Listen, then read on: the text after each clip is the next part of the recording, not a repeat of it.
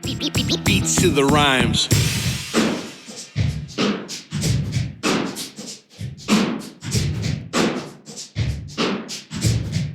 What up, dog? Mike, Nick Speed. Mic check, 313. What is up, Motor City? That's right, Nick Speed is in the building tonight on WHFR Dearborn. Yo!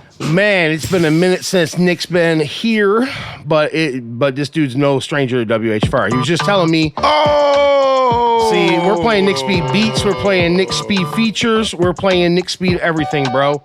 I'll be real with you, we're not playing nothing tonight that Nick Speed didn't touch. That's how we're doing it. You know what I'm saying? I appreciate you, Richard. You surprised me with that one. I'm trying to bring back the interviews to the airwaves, you know what I'm saying? Not just the same old generic interviews everybody gives.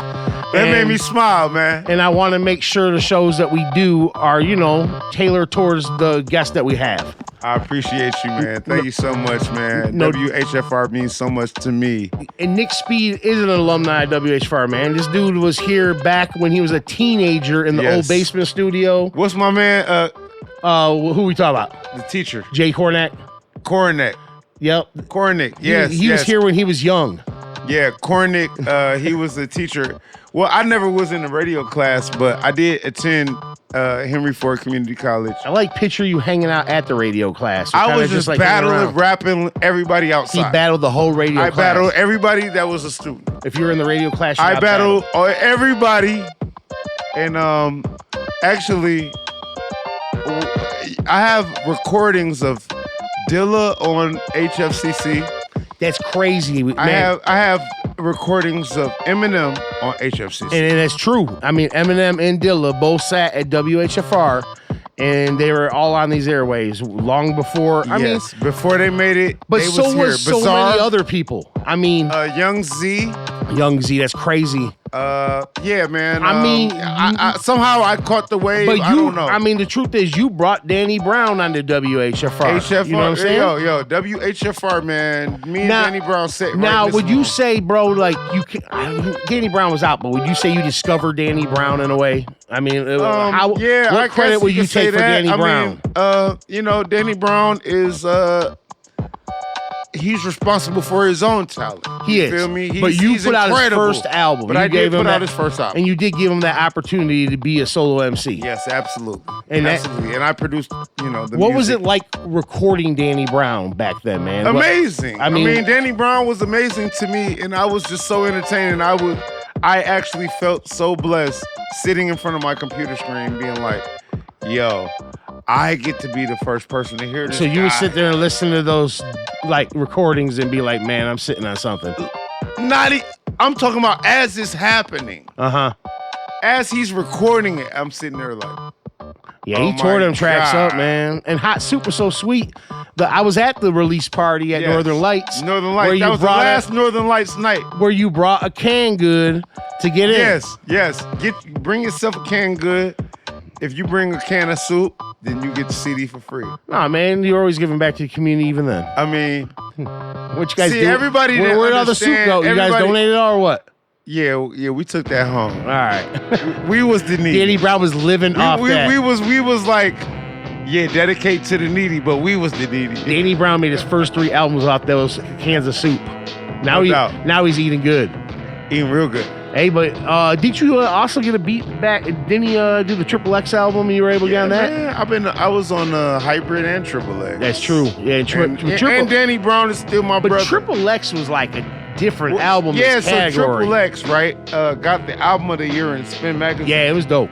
So that was above Kanye and Watch the Throne and whatever Drake came out with that year and all that stuff. Right. So that brought in the skinny jeans. That brought in the Molly. You're right. I mean, that might have been detrimental. It might have been. Culture. But Danny Brown was like kind of, he was a leader in that. Who's watching me on this live right now? Because y'all got to know that we talking about. What up? We on 89.3. Hey, what to everybody on Nick Speed's Live? Man. Hey, man, this station is, we played every hip-hop cat coming out of Detroit, I swear. Yo, listen, this is a beat that I made that nobody ever rapped to yet, Nobody? but I wanted to send it to Origin. All right, let's hear this thing. Hold on. Hold on, here we go. One time. You still Now, on if that? you think you can rap better than Boldy James, Danny Brown, or somebody like that, call into the station. Do we still got call-ins? We do, but it gets kind of crazy because we can't monitor anything anybody ever says.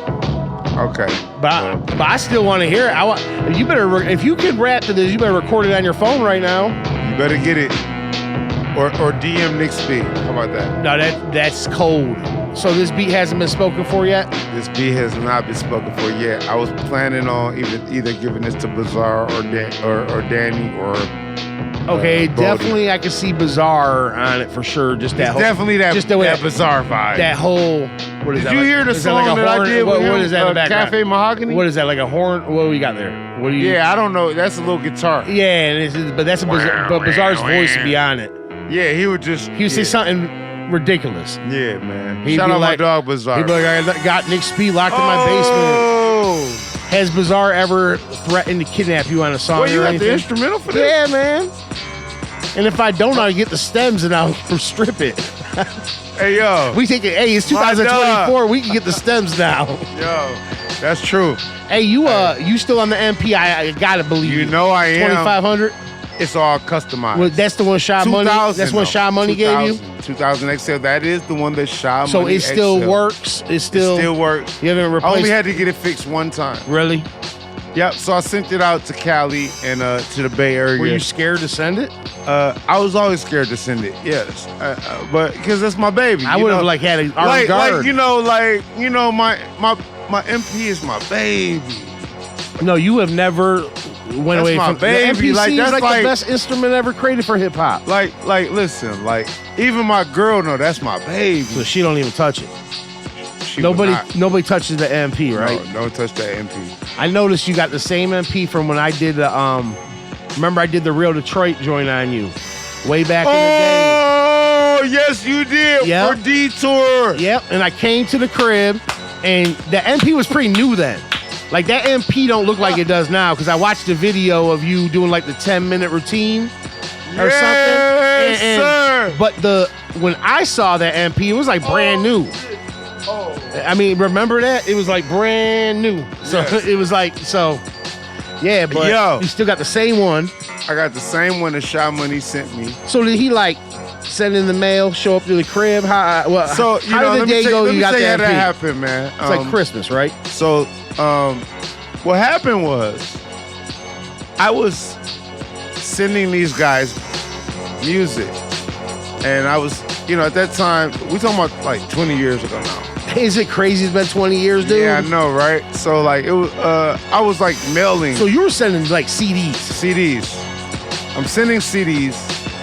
I hope everybody in Detroit that can listen to 89.3 can listen to this right here because this is a real story. All right, so we're sending CDs to FedEx off of Woodward, right? I said, hey, check these beats out. They start rapping to the beats. They start rapping to the beats. So next thing you know, they said, well, what are you using to make your music? I said an MPC 2000 XL. And then they was just waiting on me to keep going on with like whatever else other equipment I was using. I was like, no, that's it. That's like all I use. They was like, what? That's it? And then I was like, man, I don't even got my own MP. Like me and my man shared the MP. So that was who was Majestic Legends? Me and Majestic Legend. All right, what the Majestic great Legend? Majestic Legend. Oh man, he good dude. Shout out to the great Majestic.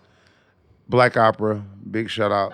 Shout out, but wow, you got this too. Yeah, Okay, this that's one's cool, dope, man. So yeah, man. So we were sharing the MPC at the time because we went half on the MP. So like at the time, he would use it for like 3 months. I would use it for 3 months or something like that. And then 3 months on, 3 months off, huh? yeah, and it's like 3 months that I didn't have the MP, I would like write songs and stuff like that. And then he would probably do the same thing or whatever. And then, you know, when they found out that I didn't have my own beat machine, they sent me a beat machine. And that is the beat machine that we have today. And no strings attached. Just here's your beat machine. Yeah, you didn't have to you know what was work funny? at Shot Money Studio or nothing? They scratched the serial number off of it. So I feel like they ran up in Murder Inc. studio. You got like Irv Gotti's yeah, I MPC. feel like that was probably Irv Gotti's, but they just stole it or beat. Hey, it's 50. It's G Unit. You gotta do what you gotta do. Anything could happen, man. I mean, at that time, you know what I'm saying? No, man, 50 came in the game as a dude. Come on, he came in the game. I'm just saying that, you know, like what's funny is like I basically joined the gang, you know. You were like, did you get G Unit sneakers and everything? I had G Unit everything. Did you find yourself randomly yelling G Unit? Were you just like at places yelling G Unit? No, I wasn't yelling G Unit, but I definitely was wearing the shirt. I just picture anybody down at G Unit has to yell G Unit. I mean, it was no G Unit or 50 like in Detroit. No, that's not gonna fly. Nah, we do D Unit here. D Unit. But one thing about that, when you started doing like beats for the G Unit people, I was trying to keep it a secret. But when it happened, you're so used to hearing Detroit MCs, I'm sure, on your production, right? I mean, to hear these guys from New York that were not from here. Yeah. What did you think about that initially? I mean, you know, I loved it. Did you? Beautiful. I finally made it. Thank you, Mama. No, that was dope, man. And 50 put you on the soundtrack for Get Rich or Die Trying. I got that song too. If I ain't got no tats, but if I was to ever get a tat, I get that right there. Whoop, whoop. I bet you they might pay for your tat too if you talk to them. But somehow they'll. 50's one of the coolest people I ever met. No, what kind of dude is he? You ever met 50? Never, dude. I never met 50 or 25 Cent. Nobody. I met. You ever met anybody? Not from G Besides Unit. me from the G Unit? No, I never met nobody from the G Unit. I don't think so. Very cool guys. They seem cool. Yeah. I like all 50 Cent shows. Power. Yeah. I like Raising Kanan. Look, this beat BMF exists right here that we're playing because of an assignment that I had from you know, them saying actually they want this is. What was the song that I was supposed to remix? It was a Tupac song. This song is dope. This one's what's this one was called? It's called Want It. Yeah. How Do You Want It? That's what I was remixing. Oh, How Do You Want It? That one? Yeah. That's why it's called Want It. Okay. Yeah, because that was supposed to be How Do You Want It. It'd be crazy to hear like Tupac on beats now. I forgot. So look, I've been doing ghetto tech music and stuff. Yo, right here, bro. That's what this is right here. Like, I feel like I was watching a new dance show one day. And I heard somebody play something with the Three Stooges, and I was like, "Yo, what song is that?" And I could never find it, so I just kind of remade what I thought I heard. But you've done a lot of that. I mean, you got that stuff you did with Drummer B in the past. And yeah, shout out Drum, man. That dude went crazy with it too. He's another dude, man, that like, you know, that we seen just come out the studio and just go on to do some great stuff. Man, Drummer B is a great one, man. Drummer B's like an international DJ. He does beats, everything. Drummer B has always been great, and he's always been. I mean, you know, that's another guy I haven't seen in years, but that dude was always a cool dude. What's dope, man, is he just dropped the vinyl, Raised the Flag. He got like he just got some dope music, man. So look out for Drum. Hey, you know what's dope is like the whole vinyl craze that is back now. But it's never left for cats like us. Yeah. Like you were dropping vinyl back in those days. 2010. Exactly. So now I got the record player. Yeah, now you got the record player. Which I do want to talk about the record player, bro. But is there only really 50 of these things available in the world? Yeah, so we did 50 for the 50 years of hip hop. But are you like the first cat to have an actual African American to have a turntable owner or turntable company? Yeah. That's crazy, bro. How did that even come about? Because people were buying my vinyl, but they were not listening to it. Yeah, they didn't have a record player. You know how many people are buying vinyl these days that don't listen to it? Doesn't it seem wrong? It's like an art piece in their house, right? Yeah. So like basically what happened was I just figured out, I said, okay, well, let me come up with like a coffee table type of record player for you know, the people that just want to buy the records for art pieces. Like, yo, it's some heat on there. So that's like the angle of it. It's like for the casual cat that wants to kick it, put on a record, and like get the record experience. Yes, absolutely. It's just for the casual cat. You know what I'm saying? This ain't even for no DJ. No, this ain't for a rock raider, you know what I'm saying? No, this is just for people that just want to hear their vinyl. Might want to go in their grandma collection. Right. Might want to, you know. So what size of vinyls does it play? It plays 12-inch records. It plays 45s. Okay. It plays all size vinyl records. That's sweet. And we're constantly improving it, man. So are you coming out with new editions of it? Are there going to be new models? We are. We're working on the newest one now. We're planning on improving on the speaker, and we're planning on improving on the tone arm. So it's got built-in speaker? Yeah, it has a built-in speaker. I think that's... So, you know, what someone told me was that my biggest competition was the Soundburger. Okay. Right? So Soundburger is from Audio Technica. Right. And it's like the same size record player. Right, but it does not have a speaker on it.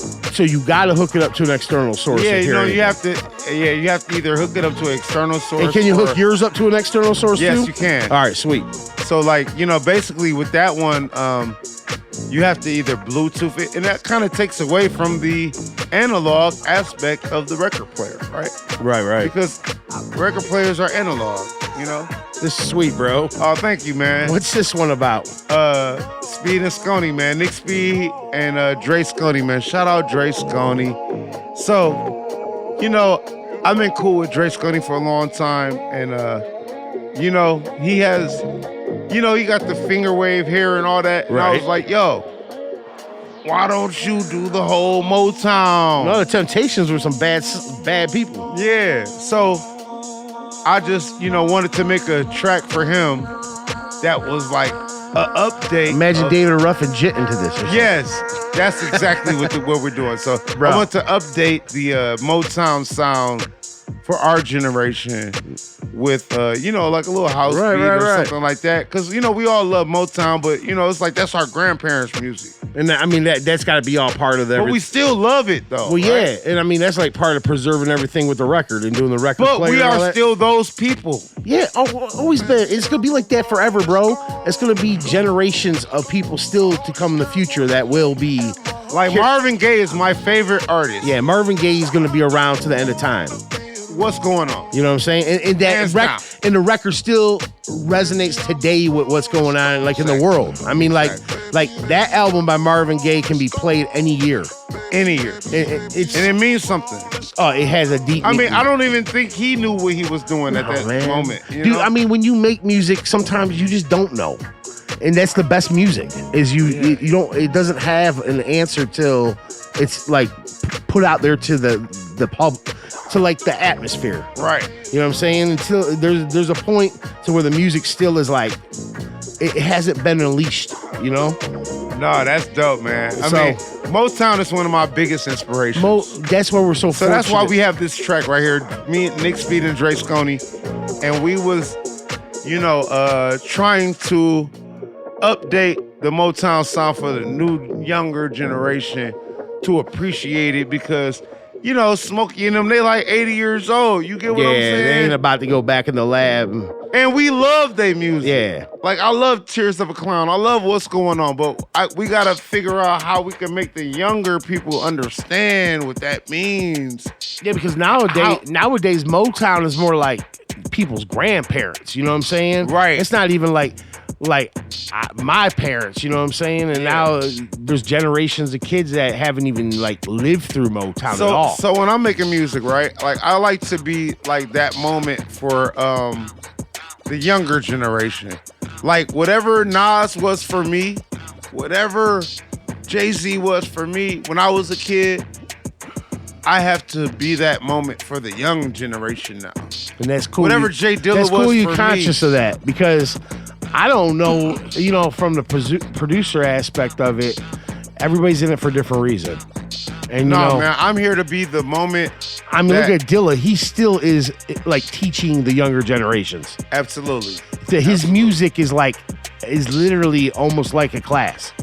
Yo, Jay Dilla is arguably the GOAT of all time. You actually seen Jay Dilla in the studio. I did. Produce a beat? In Dearborn, Studio A. Yep. Where's that at? It's over at like Ford and Beach Daily area. It's over like Dearborn Heights. It's like Dearborn Heights, Dearborn. Yeah, it's over there. Somewhere.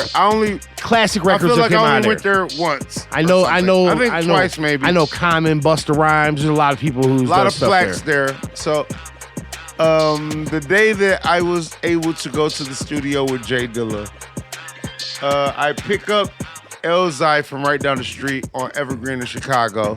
Shout out Cloudy, if he's looking. I happen to have my Volvo at that time, the Photo Volvo. The Photo Volvo. All right.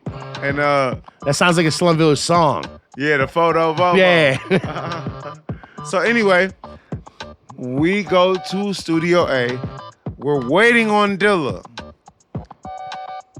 I already know that Dilla's a legend, so I'm like, yo, we're waiting on Dilla. Like, I never met Dilla, so it's like kind of like, you're waiting on Dilla. Like, you're like 20 years old, you're waiting on Dilla to walk in. Right.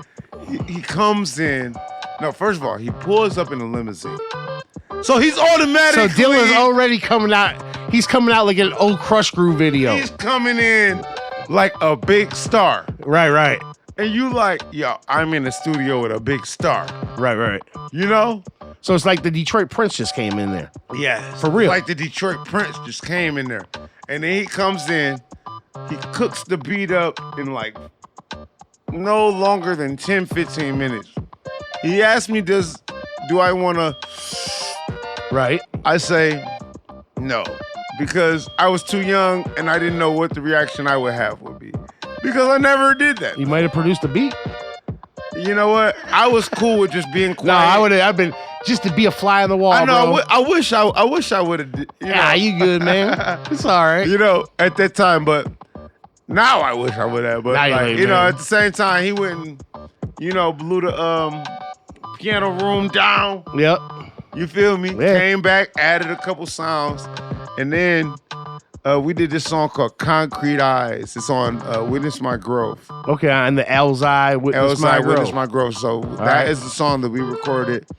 And so at the end, when you hear this Mobb Deep-esque like block scene where everybody's like, yo, yo, yo, yo, yo, yo, yo, yo, yo. That was me, Dilla, and Elzai. Sweet. Standing at the mic all together, just one mic, and it was just me, Dilla, and Elzai. Now, at that point, did Dilla really know Elzai? Yeah, he knew El. He didn't know me. Okay. Because Elzai must have been really young, too. Yeah, he was. He wasn't even in Slum Village yet. Oh, no, he came later. No, this was very early. Actually, I want to say it was like 2001 or 2000. Okay, so it was like Welcome to Detroit. Yeah, Welcome to Detroit. It was like era. Dilla dropping Welcome to Detroit. Yeah, so like at that time, I think Welcome to Detroit came out in like 2000 or something. And we know when that came out of Detroit, that was a big deal. Oh my God. I mean, Welcome to Detroit was something we never heard. Amazing. And it wasn't even like any Dilla you heard. Right. It was like, wow. So at that time, right, like, he's probably hyped to work with Elzai again. And I just so happened to be his ride there. Yeah. And then, I just so happened to, I knew better. Even at like 20 years old, I'm just like, yo, just be quiet and be cool. Because I heard about Dilla. I heard that he was. Were you producing at the time? You had an MP then? I was just getting started. Were you on an MP then? Yeah, I was, but I was just getting started. I didn't have nothing to give. Was Dilla. he on a 3000 when you went in there? Yeah, I think. Yeah, he was. Because he was the 3000. Yeah, dude. he made So he had some records. He had a Curtis Mayfield Superfly soundtrack. Right. And he sampled Little Child Running Wild. And he just hooked it up real fast. Whoop, whoop. I'm talking about 10 minutes. He could do what these guys now do on computer software. He invented all that. Yeah, he was like a computer. Yeah. He was the processor in a way, man. Then, that dude was... so like I say, he made like the, skeleton of the beat. He made like the drums and the sample and all that. And then Dilla was like, hey, you want to smoke? Somehow he looked over at me. He doesn't even know me from a can of paint. He just looked at you and he hey, figured you. He was like, this cat right here. He figured this little young dude must want to smoke. I'm like, nah.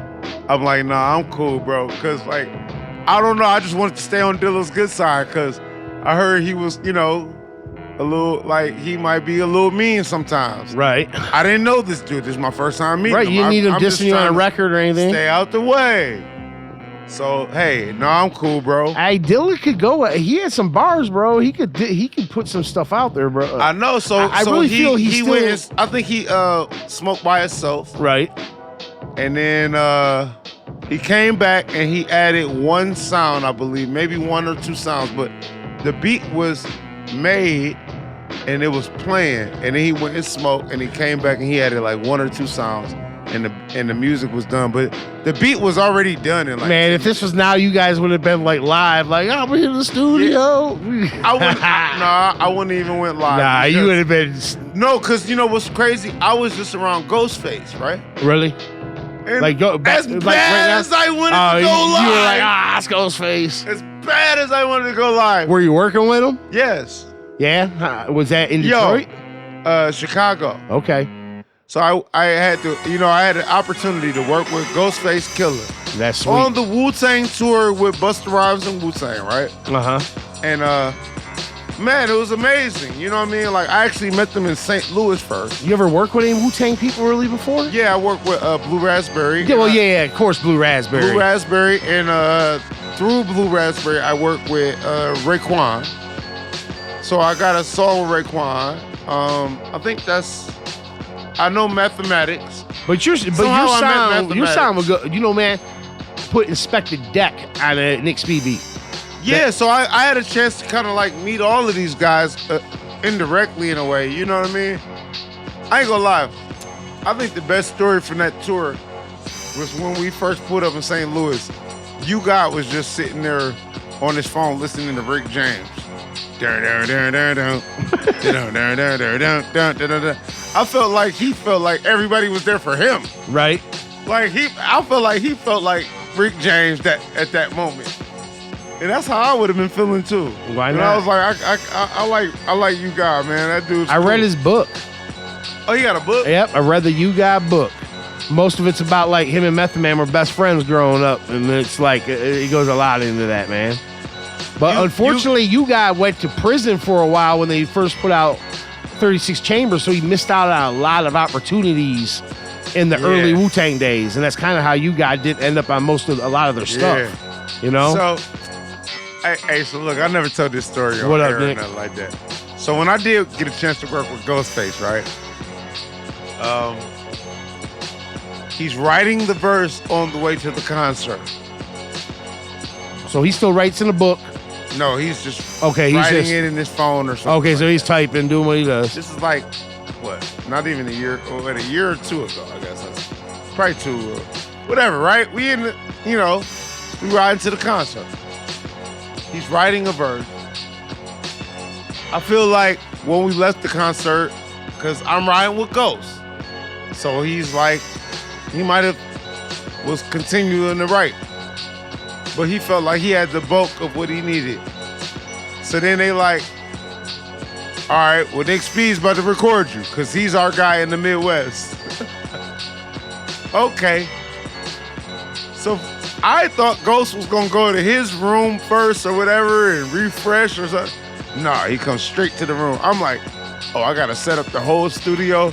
So in front of this dude, like, you doing like a mobile studio? I had a mobile studio.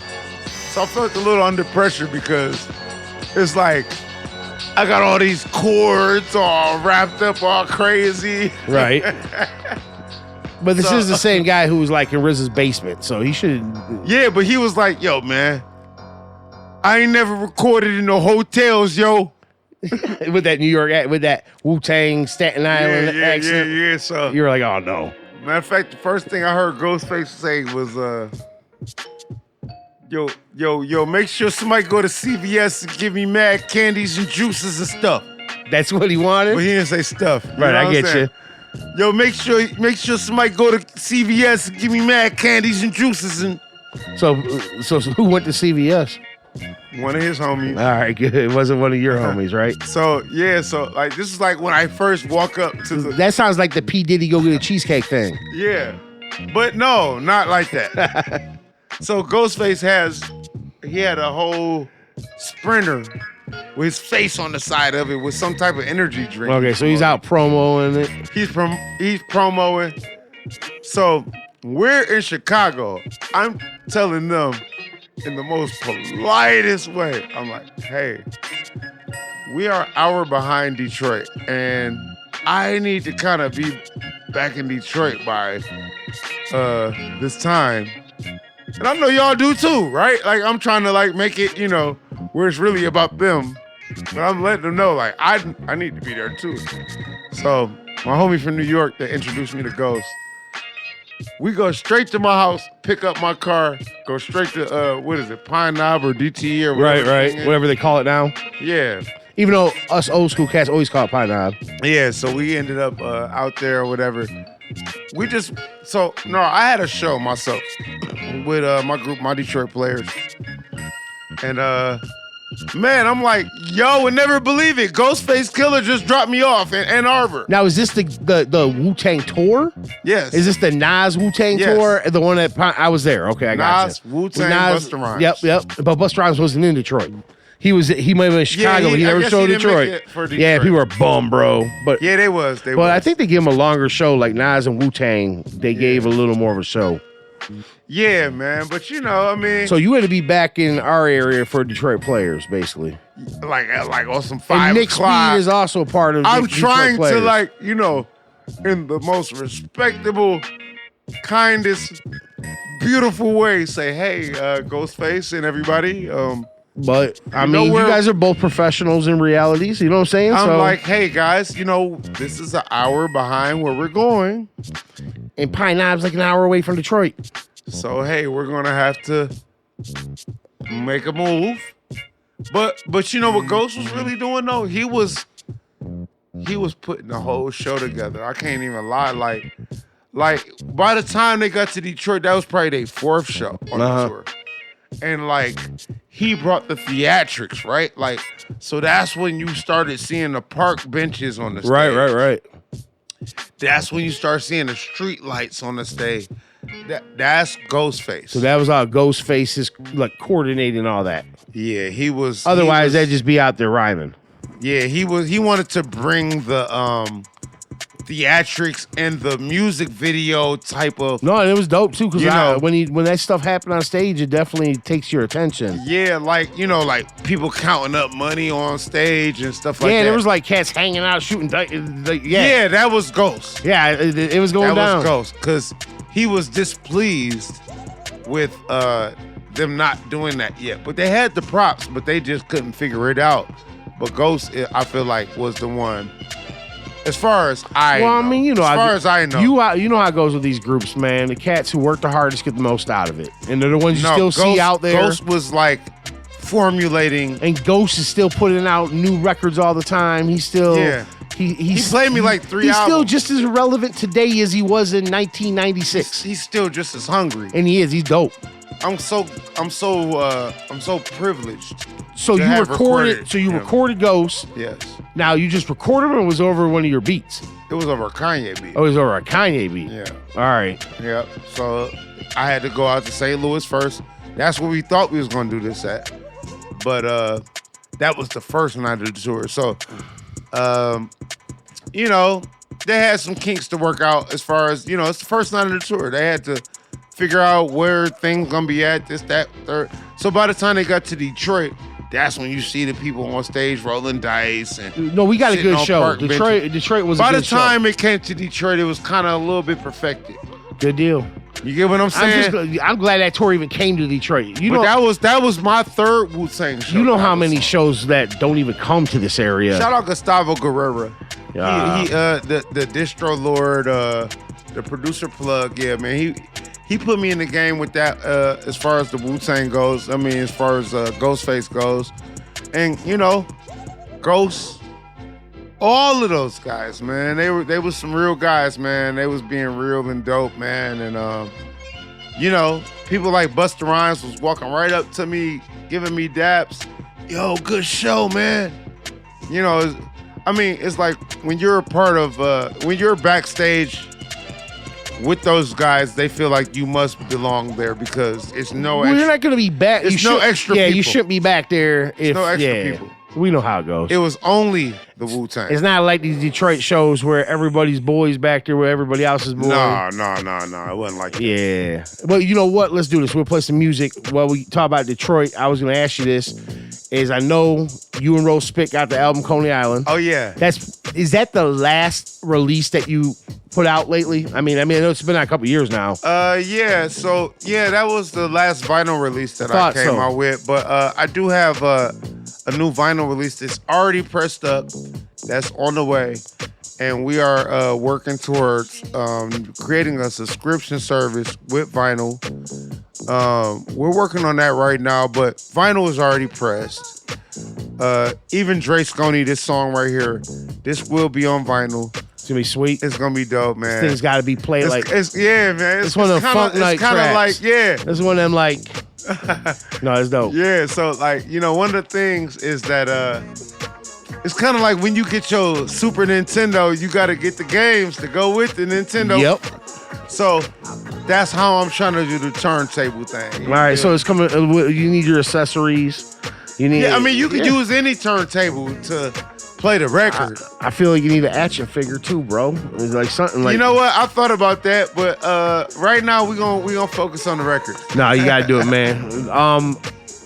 I got that record with Boldy James that you did on Coney Island. Still lit. And I was gonna ask you because I was like, man, thinking about it. Boldy James got tracks with everybody, does projects with everybody. Yes, sir. There is a Boldy James, Nick Speed project in the works. It's coming out. Has it been recorded? It has been recorded. How long ago you guys did this? Not too long ago. I mean, Boldy James is like a master at hooking up with different producers and putting out a body of work. Yes. He's got, I'm sure you listen to like a lot of Boldy James. Yeah, absolutely. Of those, all of them. Which project of Boldy James do you really love, man? Which Price of Tea in China. That one's sweet as heck, huh? Dope. Yeah, I like that one too. That was one of my favorites. And I like what Alchemist did, Bo Jackson. Versace, what was that Versace one? Yeah, the one with the cover, like with the black cover with the face. Yeah, I like that one too. Yeah, it was dope. Who's the producer on that? I think that was I forgot bro name, but bro, he give people a lot of like shine that you might not heard of till you listen to Boldy James. And you know what, man? Boldy told me, man, don't worry about the speed. This gonna be where we can feed the grandkids. Dope. Boldy is a beast. So you guys you record all these tracks yourself? Yeah. He come to the lab? Yeah, man. I recorded probably 50 Boldy songs. Where's the lab at these days? Where you? We out there. So you still Pro Tools? Always. All right. You haven't messed with no other programs? Is that what you do? Man, I will find the most ghettoest way to record ever. I will record on my phone. All right. Hey, we got Koala. We got Pro Tools. But DAWs all work the same. As long as you know how to operate. It's like a car. You know how to drive it. Listen, because if you know what you're doing with all the stem stuff and all that now, you can mix that down and it sound good. It's crazy what you can do now. You know? And you come I'm from down the days. to just mix What stuff. was the first thing you recorded yourself to? A 4-track, dual deck tape? What? Cassette tape. Cassette tape? Yeah. You probably used to. I still have it. Do you? I actually just digitized it. You still got that copy? I said, yeah, I still have the copy. It was, so I made a dub of LL Cool J. All right. And then I rapped at the end of the tape. Hey, man, you gotta do it. I guess I was inspired. And I just stole everybody's rhymes, and then I just rapped it. How you learn, man. So I said, like, Nick Speed, hold on. I don't want to rap it to this beat, but no. The lyrics was... I'll just kill the beat. Okay, it was like, oh, man, you're going to have me rap this stuff. I said, Nick Speed in effect, and I rhyme hard. Right, dope jams? Yeah, the whole 9 yards. And that was the vocal cadence right there? Yeah, it was. What was this I say 12? Yeah, I was like 12. I had to be 12. But like Invoke, you're never gonna get it. Like I was trying to rap like So Ice Cube. you even busted the En Vogue, never gonna get it. Yeah, sound. yeah. Oh man, I think I stole that from Ice Cube, but then I stole Nick Speed in effect because I run. So I met Lord Finesse last year, and I gave him one of my turntables. That's dope, Lord Finesse. And I told him that the first rap that I ever recorded, I just stole your rhyme. I don't think he was so amused by that. Lord Finesse was about Yo, Lord Finesse, you got to understand. I became myself. Like I did steal your rhyme. I just figured out. Hey, maybe I could record myself. What's the first rap I know? Lord Finesse. Okay. In effect, because Return to the Funky Man or something like that. some old Lord Finesse too. Yeah, man. So like, Dude, that's dope. I was like one of the few hip hop people that I knew. that new Lord Finesse. Just hip hop people. Well, yeah, period. because you know how like it Wu is. Tang and all that. Okay, you and I are like the same age, bro. I was Yeah. born in 80. Yeah. You were born in 80. Yeah. So, like, we came up around the same stuff. So, you know how it was. Back in the mid 90s, there Yeah. was only like a certain amount of people you knew that real. They, It was not on my block. Yeah, they it might was have- like one house of my homie Reggie and Donnie, which was brothers, right. and they was into it. But other than that, everybody looked at me like some type of weirdo. No, they just knew what was on the radio and they didn't know Yeah. nothing else. Yeah, And and when- I was listening to if you- WHFR back then. And if you told them Lord Finesse, Large Professor, stuff like If that. I told they them would- WHFR, what? they was looking like, what about WJLB? But you know what's so dope about still WHFR to this day is like I know the real heads out there are like the ones listening and know. And the ones who don't, they're not part of our community anyways. You know what I'm saying? They don't understand. It's a blessing to be on this station probably 30 years almost after I heard of It's this. crazy the station's still here. I mean, the station's been around since the 80s, man. Yo, I mean, listen, J Dilla, Eminem came and sat right here. You can YouTube J Dilla WHFR and you can see. and they Dilla- sat right here crazy. in their early days. And they was on this station, and I was one of the little kids that was listening. But I you- actually tuned But in. you know what's so dope to me is because 89.3. these same stations are the same places also like, to you and I, like, for sure, like Fat Cat, Guilty Simpson. These guys Yeah. are legends to us. Yeah, Black yeah. Milk. Yeah. Those are the same cats that sat here with me back in the early days of the Zone before they had what they have out. Yeah, for You know sure. what I'm saying? And they were here. You know, like That's why when you hit me up, bro, man, I had to pull up. dude, no I doubt, had no to doubt. pull up. Feel Man, me? I'm glad you came because look, we got some dope stuff we're gonna play here too. Let's play that Boldy James. Now, is this the first track you done with Boldy James? What we the got? one with What the, you got? the one with Coney Island. Now, No, this is not the first track I did you with Boldy think James. knowing me, you're like, man, how did he get a new Boldy James Yeah, I'm track? like, wait. He's like, what? He already got one of those edited too. I didn't even know it was done. Yeah. I got. No. He got the whole collection. Yeah, it was like what? No, you surprised me already, like off the first two.